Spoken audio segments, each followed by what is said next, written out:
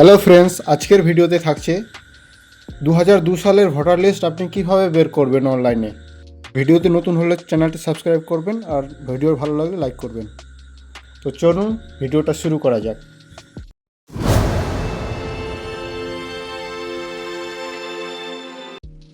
আপনাকে ক্রোম ব্রাউজারে আসতে হবে, তারপরে এখানে 2002 সালের ভোটার লিস্ট আপনাকে টাইপ করে এখানে ক্লিক করতে হবে। এখানে অফিসিয়াল ওয়েবসাইট খুলে যাবে, তারপর আপনাকে এখানে দেখতে পাবেন, এখানে ক্লিক করবেন। তারপরে এখানে ডিস্ট্রিক্ট, আপনার ডিস্ট্রিক্ট যে ডিস্ট্রিক্ট হয় সেই ডিস্ট্রিক্টটা আপনার সিলেক্ট করবেন। ডিস্ট্রিক্ট সিলেক্ট করে নেওয়ার পর তারপরে আপনার থানা, যে থানাতে আপনার হবে সেই থানাটা সিলেক্ট করবেন, ঠিক আছে।